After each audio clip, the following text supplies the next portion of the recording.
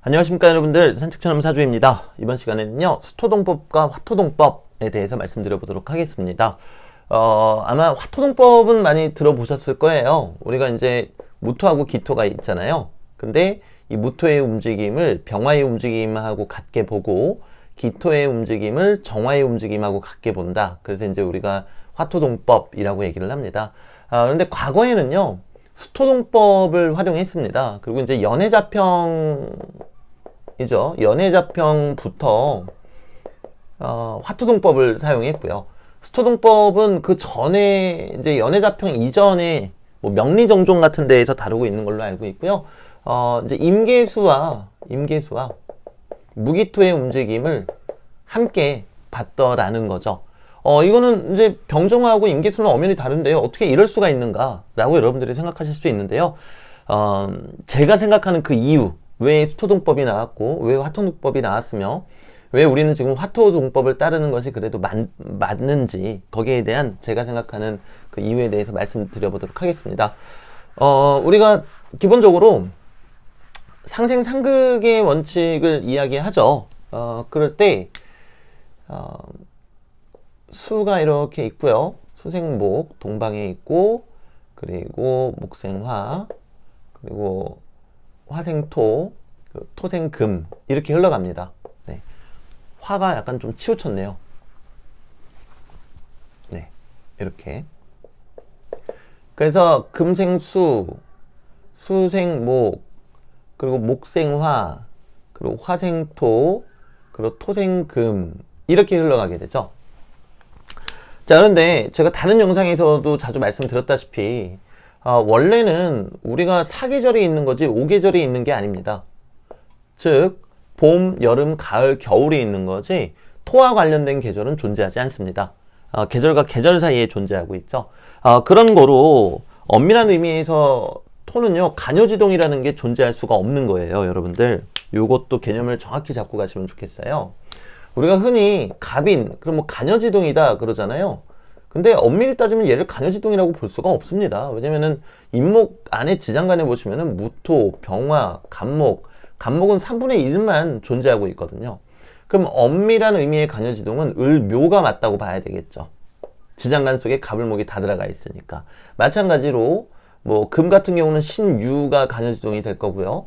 화 같은 경우에는 병오, 그리고 수 같은 경우에는 임자가 엄격하게 따지면 진정한 간여지동이다 이렇게 보는 게 맞겠죠. 갑인 같은 경우에는 인호술의 인이잖아요. 화국의 운동성을 띠고 있는 글자입니다. 근데 그냥 그 천간하고 지지가 똑같은 나무니까 그냥 간여지동 편의상 그렇게 부르는 거죠. 하지만 엄격히 따지면은 간여지동이라고 부를 수 없습니다. 얘네들만 간여지동인 거죠. 그런데 무토하고 기토 같은 경우는 간여지동이 존재할 수가 없습니다. 우리가 사계절이 있고 주역에서도 사덕이 있지 오덕이 있고 오계절이 있지는 않거든요. 그리고 무토와 기토는 이 중심에서 요 목화 금수를 제대로 순환할 수 있게 도와주는 역할을 하고 있습니다. 네. 그래서 뭐 무진이다, 간여지동이다 하시는데 얘는 봄토예요. 봄토고요. 을계무가 들어 있습니다. 지장간에. 무술도 간여지동이다 하시는데 얘는 가을토입니다. 네. 그러니까 지지에 이 무토의 똑같은 모습이 존재하지 않습니다, 여러분들. 그리고 기토도 기미가 간여지동이다 라고 하시는데요. 요 미는요, 정을기입니다. 기축도요, 개신기가 들어가 있습니다. 그러니까 고로 무토하고 기토는 나의 어떤 지지에 정확히 대입되는 그러한 세력이 없더라는 거죠. 하지만 목화 금수 같은 경우에는 자, 묘, 오, 유처럼 이렇게 왕지가 존재하고 있기 때문에 간여지동이 형성될 수 있는 거고요. 이것만 보시더라도 결국에 목화 금수는 그 성향이 대단히 뚜렷하지만 토라는 거는 중앙에서 이것들을 조율해주는 역할을 하는구나. 이런 것들을 또 알 수 있습니다. 자, 그런데 이 생의 과정에서 토가 필요한 이유는 제가 다른 영상에서도 여러 번 말씀드렸다시피 수생목, 목생화로 가는데 화라고 하면 병화가 있고 정화가 있잖아요. 금이라고 하면 경금하고 신금이 있겠고요. 근데 병화 무가 경금을 재련하고 정화가 경금을 재련하는 것은 상관이 없으나 이 정화는 신금을 부숴버립니다. 그러면 계절이 제대로 돌아갈 수가 없겠죠. 이때 무토하고 기토 중에 기토가 필요하게 됩니다.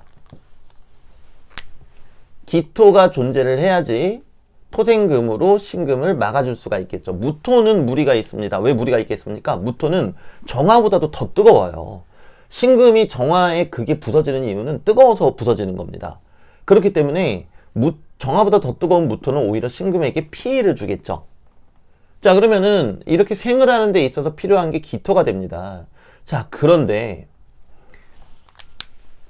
화에서 금으로 바로 갈 수가 없으니까 원래는 바로 가야 되는데, 여름 다음에 가을이니까요.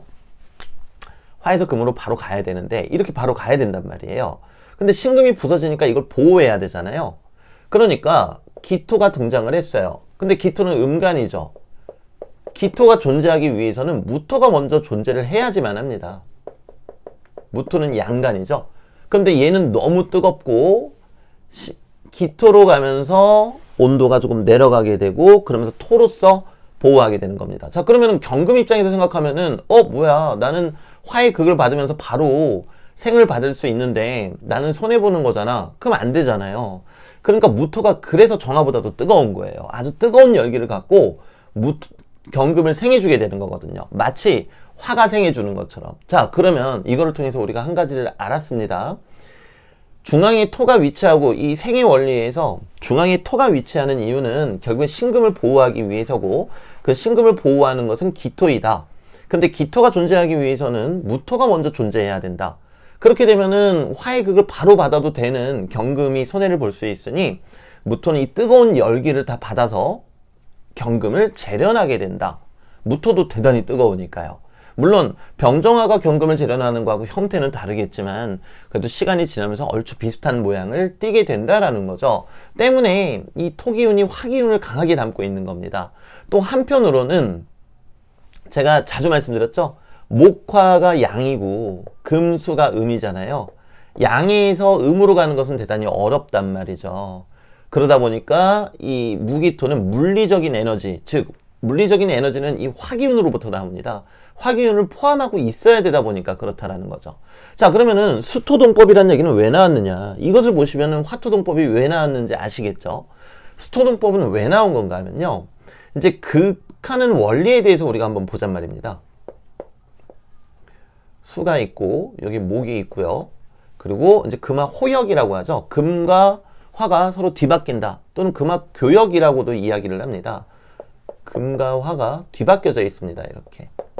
그래서 수극화, 화극금, 그리고 금극목. 아이고, 금극목이라고 해놓고 밑으로 내려갔네요. 금극목, 그리고 목극토로 가죠. 목극토, 그리고 토극수로 가더란 말입니다. 자, 그럼 마찬가지로 토가 극하는 데 있어서 왜 중앙에 자리 잡고 있는가? 대체 어떠한 필요성 때문에 있는가? 우리는 거기에 대해서 생각해보면 답이 나와요. 자, 지금 수극화, 화극금, 금극목 하는데 문제가 없죠? 똑같이 한번 계산해 볼게요. 만약에 목극수를 한다고 생각을 해볼게요. 목극수. 목극수를 한다고 생각을 하게 되면요. 말 그대로 목에는 간목이 있고 을목이 있습니다. 그리고 수에는 임수가 있고 계수가 있습니다. 자, 간목은 아무런 문제가 없어요. 그냥 수생목의 관계니까 내가 오히려 양분을 얻어먹게 되죠. 자, 근데 을목은 문제가 생깁니다. 을목은 어떤 문제가 생기냐면요. 을목이 임수를 만나게 되면은 우리가 그런 식의 예시를 들죠. 뿌리가 썩는다. 맞습니다. 을목은 너무 많은 수기운에는 취약한 모습을 보입니다. 우리가 아까 전에 이 생의 원리에서는 신금이 정화의 극에 대단히 취약한 모습을 보였잖아요. 마찬가지로 을목 같은 경우에는 임수에게 대단히 취약한 모습을 보입니다. 그렇기 때문에 목과 수가 같이 만날 수가 없는 거예요. 자, 그러면은 중간에서 토가 이것을 중재해 줘야 되겠죠. 토는 똑같이 아까처럼 무토가 있고 기토가 있습니다. 자, 이번에 문제가 되는 거는 뭐였죠? 임수였죠. 임수가 을목과 만나면서 을목이 문제가 되더란 말입니다. 자, 그럼 무기토 중에서 뭘로 우리가 이 임수를 막아줘야 되겠냐는 거죠. 네, 이제 눈치채셨겠지만 맞습니다. 무토로 막아줘야 되겠죠. 무토가 임수를 제방할 수 있으니까요. 그렇기 때문에 여기에서 아까 제가 생의 원리에서 설명드릴 때에는 기토를 위해서 어쩔 수 없이 등장한 게 무토처럼 말씀드렸지만 실제로는 그렇지 않다라는 거죠. 이 무토는 이 극의 원리에서 을목을 보호하는 역할을 하게 됩니다. 또 이렇게 생각하셔도 되죠. 임수라는 건 바다잖아요. 지구가 전부 다 바다로만 이루어져 있다면 우리라는 생명이 살아갈 수가 없습니다. 하지만 토지가 올라오다 보니까, 즉 무토가 올라오다 보니까 이 바다를 제방해주면서 을목이라는 생명체가 살아갈 수 있겠죠. 자, 그러면 결국에 이 토라는 녀석은요, 화하고 수하고 대단히 밀접한 관련성이 있다는 걸 알 수밖에 없습니다. 생의 원리에서는 이 강렬한 화기운이 신금을 부서뜨릴 수 있으니까 토가 중재를 해줬죠. 그럼 생의 원리에서는 화기운과 이 토기운이 밀접한 관리가 있습니다. 그 관계가 있습니다. 하지만 이 극의 원리에서 갔을 때에는 목에서 바로 수로 가지 못하는 이유가 임수 때문에 을목이 침식당할까봐 그러는 거잖아요. 그래서 수 기운으로 인해서 무토와 기토가 필요하게 되었습니다. 즉 여기는 정확히 말씀드리면 무토가 필요하고 여기는 정확히 말씀드리면 기토가 필요하겠죠. 자, 그러다 보니까 결국에 이 토라는 거는 여러분들이 꼭 중심을 잡으셔야 되는 게, 선생님 저는 토가 제일 어려워요 이렇게 말씀하시거든요. 토를 어려워하시는 이유 중에 하나가 토를 무언가로 규정하고자 하셔서 생기는 현상이에요. 제가 이 영상 초반부에 말씀드렸다시피 무기토는 간여지동이라는 게 존재할 수 없습니다. 네, 간여지동이 존재하는 거는요, 을목, 신금, 병화, 임수예요. 진정한 의미의 간여지동은요. 그렇기 때문에 이렇게 숨어 있는 거고요, 토라는 녀석들이. 자, 그럼 결국에 토라는 녀석들은 화하고도 밀접한 관련이 있고, 상생상극의 원리를 보면요, 그리고 한편으로는 수기운하고도 밀접한 관련이 있게 되겠죠. 그러다 보니까 그 수토동법이 과거에 있지 않았나라고 저는 추측을 해봅니다. 하지만 그럼에도 불구하고 화토동법이 맞다라고 말씀드리는 이유는 뭔가 하면요, 지금 여기에서 말씀 들으셨겠지만 결국에 이 무기토는 뜨겁습니다. 그리고 여기 있는 무토도 뜨거워야지만 돼요. 왜냐면 임수는 차갑잖아요. 그래야지만 뜨거운 온기를 가지고 이 임수를 밀어낼 수가 있다는 겁니다. 자, 하지만 한편으로는 이 토는 수와도 밀접한 관련성, 그리고 화와도 밀접한 관련성이 있기 때문에 예전에 수토동법이라는 이야기가 나왔던 게 아닐까, 이렇게 이제 생각을 조심스레 해보고요. 그럼에도 불구하고 이 토가 갖고 있는 운동 에너지 자체는 화기운이기 때문에 화토동법으로 보는 것이 옳으시겠다, 이렇게 설명을 드리도록 하겠습니다. 그래서 오늘 내용은 네, 여기에서 마무리 짓도록 하고요. 지금 계속 그 11월 18일부터 간목이 크게 들어오고 있습니다. 그래서 여러분들도 제가 거의 매 영상마다 말씀드리잖아요. 이 간목이 들어오면서 나에게 들어오는 변화는 무엇인가, 이런 거를 또 실제로 살펴보시면서 공부하시면은 큰 도움이 되시지 않을까 싶습니다. 네, 저는 이만 가보도록 하겠습니다. 감사합니다.